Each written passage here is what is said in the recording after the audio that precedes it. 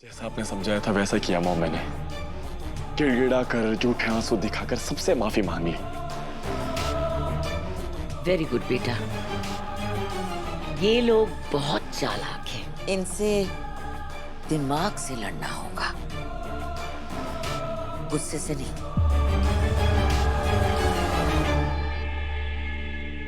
Mom you know what, मुझे लगा था कि कोई और मेरा हो या ना हो, पर आप और दी हमेशा मेरे साथ है मॉम। आज नील और मंजरी का साथ देकर दी ने ना मुझे गलत साबित कर दिया मॉम। मेरा इस दुनिया में आपके सिवाय और कोई नहीं है। मुझे जेल भिजवाया था ना इन्होंने, अब उसकी सजा इन सबको मिलेगी मॉम। ये नील और इसके पूरे खानदान को मैं बर्बाद कर दूंगा, चाहे मुझे कुछ भी करना पड़े मॉम। और मॉम, अब मैं हमेशा आपके साथ हूं। पर नील और उसके खानदान को बर्बाद करने के लिए मैं अकेले ही काफी हूं। तुम बस अपने रास्ते का कांटा मंजरी को हटाओ, उसे खत्म कर दो। Just kill her and finish her of.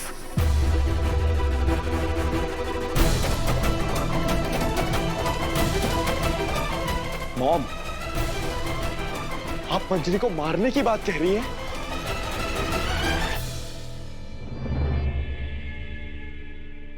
हाँ प्रथम, अगर मंजरी जिंदा रही तो तुम्हें लाइफ में कभी आगे नहीं बढ़ने देगी।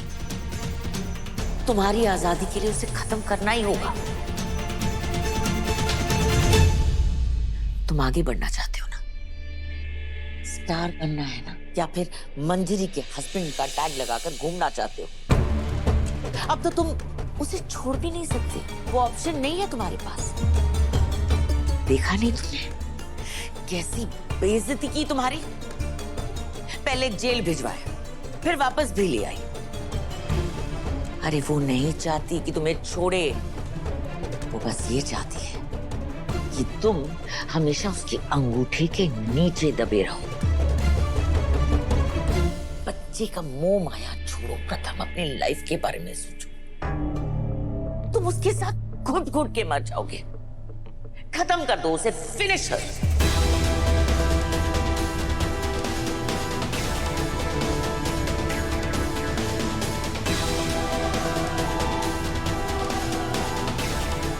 आप बिल्कुल सही कह रही है मॉम।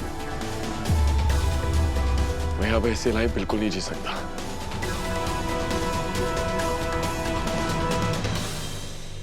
तो सुनो क्या करना है।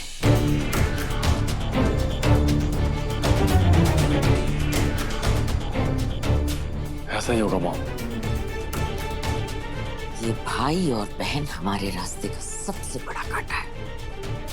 तुम बहन को खत्म करो, मैं भाई को रास्ते से हटाने का बंदोबस्त करती हूँ।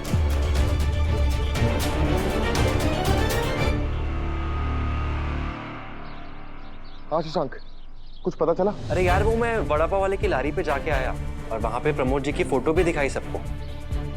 कुछ लोग कह रहे थे कि उनको देखा तो है, लेकिन वो जानते नहीं है कि वो कौन है और कहाँ रहते हैं, कुछ नहीं पता उनको।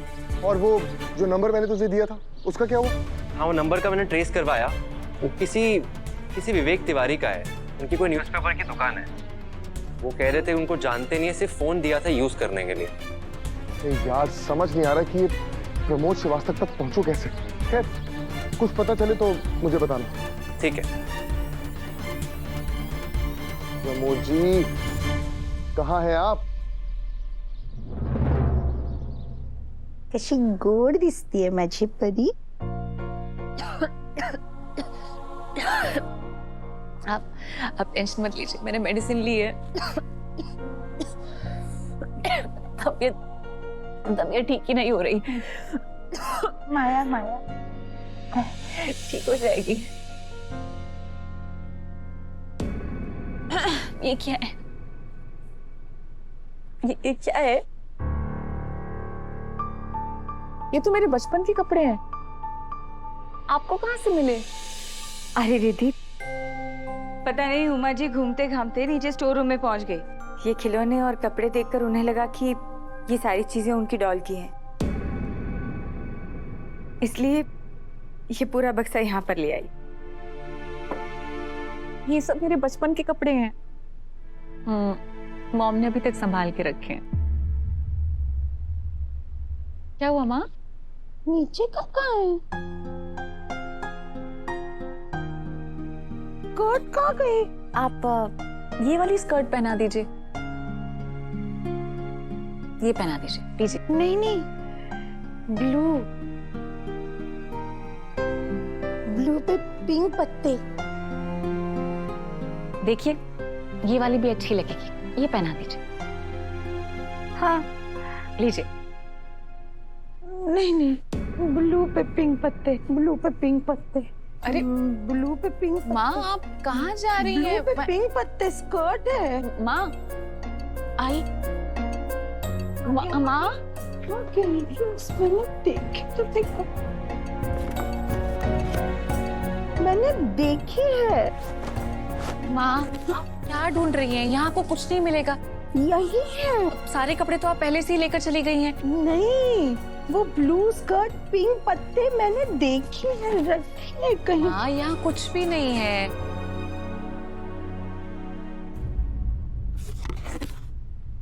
मैं बोल रही माँ हूँ मेरी ना, बात समझने की कोशिश कीजिए।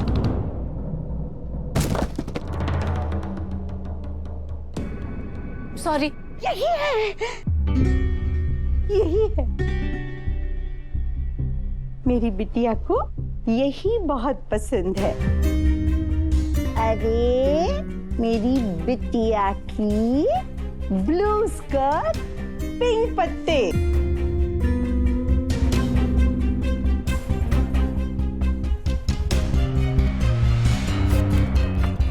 कितनी प्यारी थी ना तू। थी? क्यों? अब नहीं हूँ। अरे अब तो और भी प्यारी है।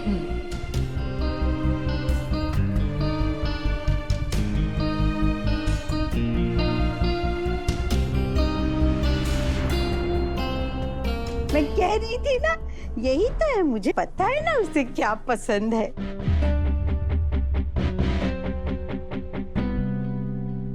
माँ सही कह रही थी, वो टॉप के साथ वही वाली स्कर्ट है।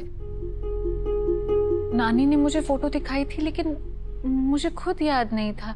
माँ को कैसे पता कि उस टॉप के साथ कौन सी स्कर्ट है? उन्होंने तो ये सारे कपड़े पहली बार देख रही हैं, लेकिन वो इतने कॉन्फिडेंस के साथ उस स्कर्ट को कैसे ढूंढ रही थी? रिद्धि, मुझे अब नील की बात पर विश्वास है। उसे लगता है कि तुम्हारे और उमा जी के बीच में कोई ना कोई रिश्ता जरूर है। सच हो सकता है।